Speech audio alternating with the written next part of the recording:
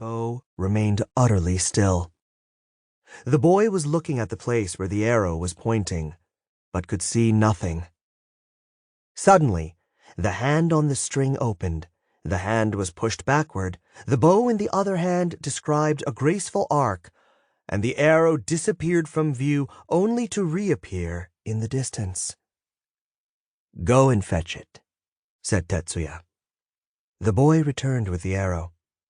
It had pierced a cherry, which he found on the ground 40 meters away.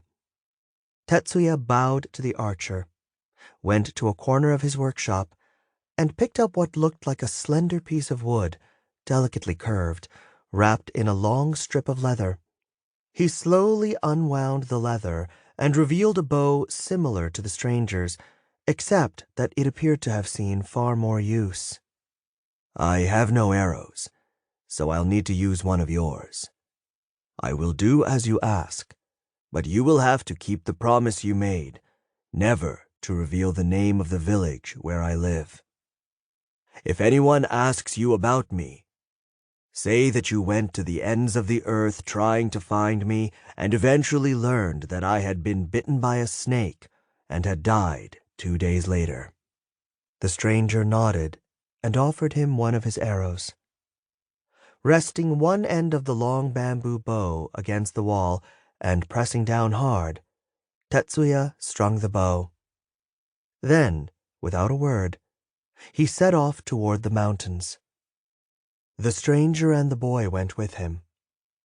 They walked for an hour until they reached a large crevice between 2 rocks through which flowed a rushing river, which could be crossed only by means of a fraying rope bridge almost on the point of collapse. Quite calmly, Tetsuya walked to the middle of the bridge, which swayed ominously.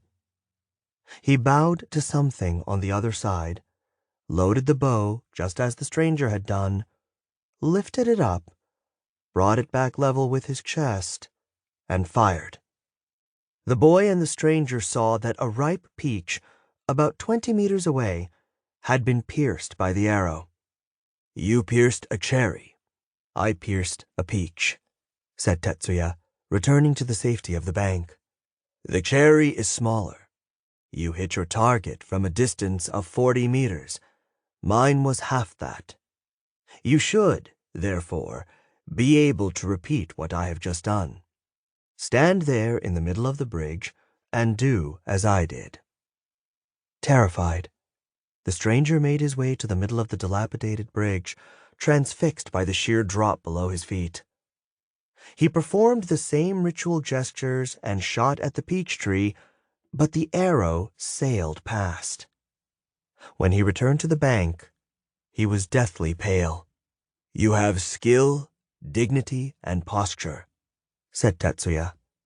"You have a good grasp of technique, and you have mastered the bow, but you have not mastered your mind.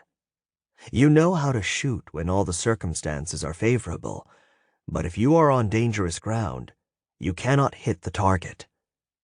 The archer cannot always choose the battlefield, so start your training again and be prepared for unfavorable situations. Continue in the way of the bow, for it is a whole life's journey. But remember that a good, accurate shot is very different from one made with peace in your soul." The stranger made another deep bow, replaced his bow and his arrows in the long bag he carried over his shoulder, and left. On the way back, the boy was exultant. "You showed him, Tetsuya! You really are the best!" We should never judge people without first learning to hear and to respect them. The stranger was a good man.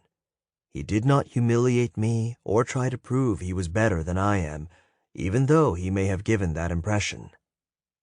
He wanted to show off his art and to have it recognized, even though it may have appeared that he was challenging me.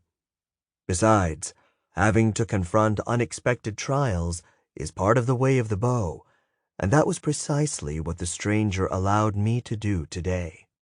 "He said that you were the best, and I didn't even know you were a master archer. So why do you work as a..."